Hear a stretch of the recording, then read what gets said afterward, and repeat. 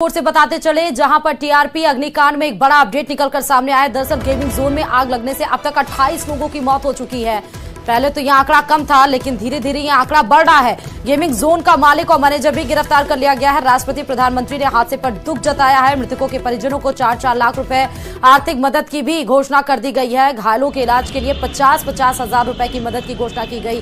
राजकोट अग्निकांड मामले में अब एसआईटी भी गठित कर दी गई है। एसआईटी ही अब जांच करेगी। आईपीएस सुभाष त्रिवेदी की अध्यक्षता में यह एसआईटी गठित की गई है। एसआईटी टीम मौके से कई अहम सुराग जो जुटाए गए हैं, अभी और आगे की कार्रवाई को अंजाम दिया जाएगा कि आखिर किसकी लापरवाही या क्या ऐसा हुआ था जो इतना बड़ा टीआरपी जोन में, गेमिंग जोन में इतनी बड़ी भीषण अग्निकांड हुआ जिसमें 28 लोगों को अपनी जान गंवानी पड़ी। मौके पर मुख्यमंत्री भी पहुंचे और मुख्यमंत्री गुजरात के और साथ ही पीएम ने दुख भी जताया।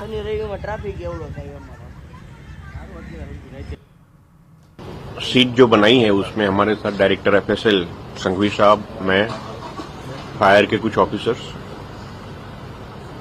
उन सबकी एक सीट है जो अभी शुरू से काम करेगी। किस डिपार्टमेंट में क्या क्या किया गया है उसकी पूरी तहकीकात होगी।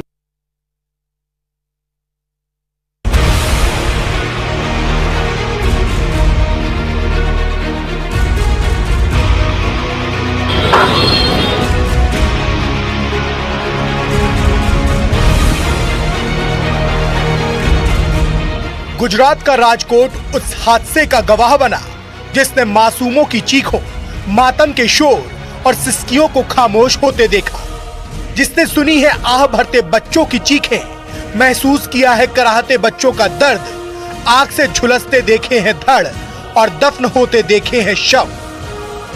ये वो राजकोट है जहां अग्निकांड के बाद मौत, दर्द और चित्कार ने सभी को दहला कर रख दिया है। टीआरपी गेम जोन में धधकती इस आग ने अब तक 27 से ज्यादा लोगों की जान ले ली है। कई लोगों के शव अब तक गेम जोन के मलबे में दबे हैं। आग से झुलसे शवों की हालत ये है कि परिवार वाले पहचानने से इंकार कर रहे हैं। आग से खाक हो चुके शवों की पहचान के लिए डीएनए टेस्ट करवाया जा रहा है। शनिवार को शाम करीब 4 बजे थे। गेमिंग जोन में बच्चों की बड़ी तादाद मौजूद थी। दावा है कि तभी शॉर्ट सर्किट से निकली एक चिंगारी ने गेमिंग जोन के इस इलाके को झुलसाना शुरू कर दिया। जब तक गेमिंग जोन प्रशासन कुछ समझ पाता, देखते ही देखते गेमिंग जोन आग की लपटों से घिर गया और राजकोट के इस इलाके में शोर और चीखों की गूंज सुनाई देने लगी। आग की सूचना मिलते ही फायर ब्रिगेड की कई गाड़ियां मौके पर पहुंची। रेस्क्यू ऑपरेशन के साथ आग पर काबू पाने की कोशिश की गई, लेकिन गेमिंग जोन में फाइबर और टायर में लगी आग ने थमने का नाम नहीं लिया। चौकस अभी आग नहीं मिला है। मैं भी ऊपर कामगिरी में था। ये किस प्रकार का रेस्क्यू था? इससे पहले राजकोट में आग भी था। राजकोट में ये पहला बना हुआ है, ऐसा कभी रेस्क्यू नहीं हुआ था। अंदर आपने कितना लोगों ने अंदर से बाहर कर? अभी कितने हो गिनती नहीं हुई। मैं ये साइड था, वो साइड, दोनों साइड से बॉडी नीचे उतार रहे थे।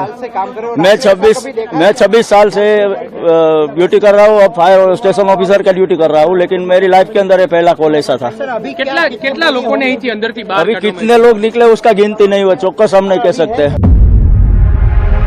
गेमिंग जोन में हुए इस अग्नि तांडव का अंदाजा इस बात से लगाइए कि दमकल कर्मी इस बात को स्वीकार कर रहे हैं कि उन्होंने अपनी जिंदगी में इस हद तक मचे अग्निकांड को कभी नहीं देखा।